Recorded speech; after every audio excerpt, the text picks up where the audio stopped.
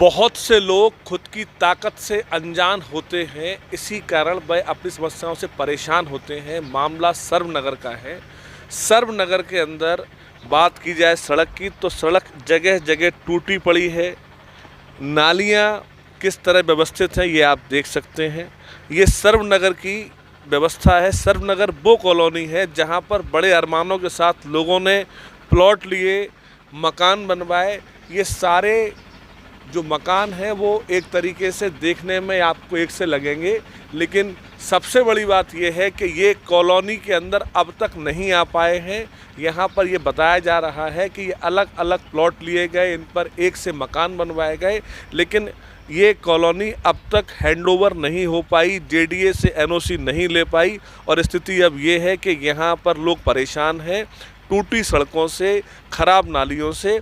तकरीबन 10 साल से सड़क की ना तो कोई मरम्मत हो पाई है, ना यहाँ कोई व्यवस्था हो पाई है। बमुश्किल अभी 42 लाख का एक टेंडर हुआ है सड़क का, जिसके माध्यम से एक सड़क बनाई जाएगी, लेकिन उस सड़क में ये सड़क शुमार नहीं है और यहाँ के जो लोग हैं वो बेहद परेशान हैं। भाई साहब, नाम क्या है आपका? अजीत आहूजा। आहूजा साहब, कैसे रहते हैं यहाँ पे लोग? आप लोग बड़ा सोच के आए थे कि हम सर्वनगर में रहने वाले हैं, अच्छी कॉलोनी है, बेहतरीन बनी हुई है, एक सिंबल है, एक बड़ा पहाड़ है, उसकी आड़ है, लेकिन रहते वहाँ पे कैसे हैं आप? इस पहाड़ को देखकर ही यहाँ पर आए थे, उसे कहते, और यहाँ रहने के बाद में मालूम पड़ा कि सबसे अविकसित कॉलोनी है। यहाँ पर किसी भी तरह की कोई मूलभूत सुविधाएं नहीं हैं। सारी सड़कें खराब है, सारी नालियाँ टूटी हुई है। भाई साहब, नाम क्या है? मुकेश सहगल। मुकेश जी, आप लोग क्या सोच के आए थे इस कॉलोनी में और फिर बाद में हुआ क्या? यहाँ सबसे ज़्यादा परेशानी सड़क की है। अप्रोच के मामले में ये बढ़िया है, लेकिन सड़क से हम लोग और नालियों से बहुत परेशान हैं। गड्ढे बहुत हैं, अगर बच्चे खेलते हैं तो चाहे अब गिरने का डर रहता है उनका, और हमें सबसे ज़्यादा समस्या यहाँ सड़क और नालियों से ही है। इसके लिए आपने प्रयास किया, जहाँ से आपने प्लॉट लिया उससे बात आपने की, नगर निगम आपने बात की, क्या हुआ उसमें? नहीं जी, हमने प्लॉट तो नहीं लिया था, हमने ये डुप्लेक्स सीधा लिया हुआ था। बकाया पार्षद जी से बहुत बार फ़ोन किया गया, उन्होंने भरोसा भी दिलाया है कि सड़क ढलेगी, पर अभी तक मुझे कुछ भी सड़क डलती हुई नहीं दिखाई दे रही है। सुनील तिवारी जी वरिष्ठ नेता हैं, कांग्रेस के एक समाज सेवी भी हैं। सुनील जी, इस कॉलोनी की स्थिति ये कैसे हो गई? एक्चुअली में ये कॉलोनी जब हमने नगर निगम में बात की, अरुण प्रकाश जी जब नगर आयुक्त थे, तो उन्होंने कहा कि ये जेडीए से अभी तक हमारे पास हैंडओवर नहीं हुई है कॉलोनी, इसीलिए हम यहाँ पे कोई डेवलपमेंट कार्य नहीं कर सकते। लेकिन इतने दिनों बाद हैंडओवर न होना, जबकि झांसी स्मार्ट सिटी है, स्मार्ट सिटी का दर्जा दिया जा चुका है। आप देखिए, चाहे लक्ष्मी ताल हो, उसका जो एरिया था, भूभाग था, 86.3 एकड़ था, लेकिन वहाँ भी क्या है, अतिक्रमण इतना हुआ है।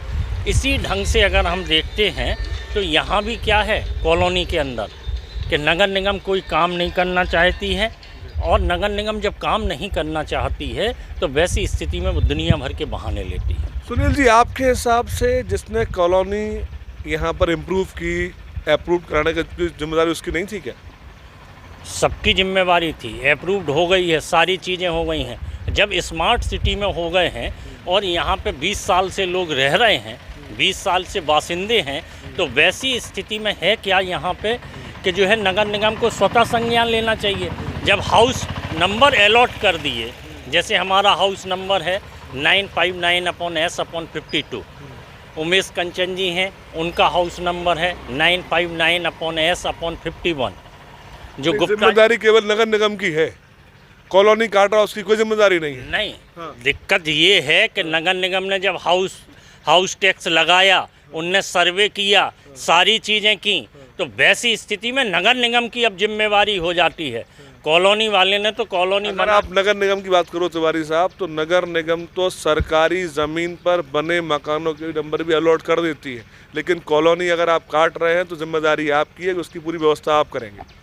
जो मेन चीज़ है कि नगर निगम ने जब सर्वे किया, यहाँ के एक एक मकान का सर्वे किया जो उस समय बने हुए थे, उनका मकान नंबर अलॉट किया, सफाई व्यवस्था यहाँ की यहाँ की जो है लाइट की व्यवस्था कर रही है, तो अब किसके पास जाएंगे?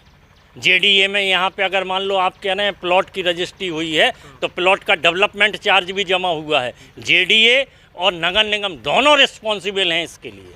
अच्छा, मतलब कॉलोनी जिसने काट उसकी कोई जिम्मेदारी नहीं है। उसने- 40 लाख रुपए उसको देना है अभी जेडीए का, वो पैसा नहीं दे रहा वो आदमी, उसकी वजह से कॉलोनी यहाँ पे वो ले नहीं पा रहे, लेआउट उसका पास कर नहीं पा रहे, उसका कोई जिम्मेदारी नहीं। नहीं, उनकी भी जिम्मेवारी है। क्या जिम्मेदारी? अगर उन्हें कोई ड्यूज जमा करने हैं तो वो करें, वो ड्यूज जमा करें और कॉलोनी को रेगुलराइज कराएं। जेडीए को भी संज्ञान लेना चाहिए कि अभी तक ये कॉलोनी ट्रांसफ़र क्यों नहीं हुई, और नगर निगम को भी संज्ञान लेना चाहिए कि भाई ये कॉलोनी हमारे पास आई क्यों नहीं अभी तक, जब बन के तैयार हो गई है। लाइट की व्यवस्था है, सारी चीज़ों की व्यवस्था है, स्वीपर आता है, सफाई होती है। 20 साल से यहाँ की सड़कों की हालत और नालियों की हालत बद से बदतर होती जा रही है। अच्छा सुनील जी, आपके हिसाब से ये कॉलोनी इम्प्रूव किसने की थी? कॉलोनी को डेवलप किसने किया? कॉलोनी को डेवलप किसने किया? कॉलोनी तो डेवलप थी।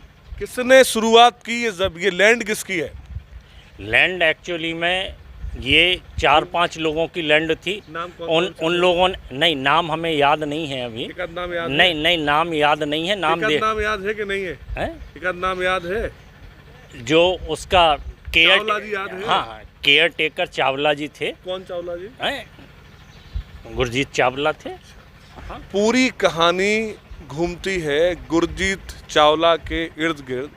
गुरजीत चावला जी ने इस पूरी जगह को इम्प्रूव किया। यहाँ पर पहले एक क्रैशर था, बड़ी बड़ी खंतियाँ थीं, उसको फिल कराया गया, उसकी व्यवस्था की गई।